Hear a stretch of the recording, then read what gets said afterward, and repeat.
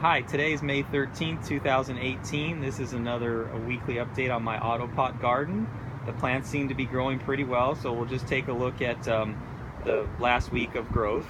In the back there, the same plant, the tomatillo, and has a few flowers there growing, as you can see. And so it seems to be doing well out here. The tomato plant here, this is the Martino Roma. This one also looks to be growing nice. I think eventually I may have to start to trim some of the lower leaves. Our other tomato here is the Eva Purple, and this one's also growing nicely. Some fruits here at the top there, so looking good. And then in the back there, that's the Yolo pepper, the sweet pepper there, also looking good. I'm not sure what happened with the leaf right there. But I don't see any bugs or anything.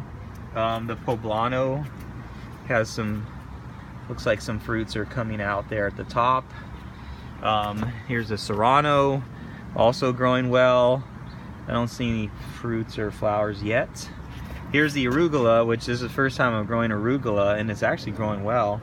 So it seems to be liking it out here. So that's the weekly update. Not much else to say. We'll see you next week.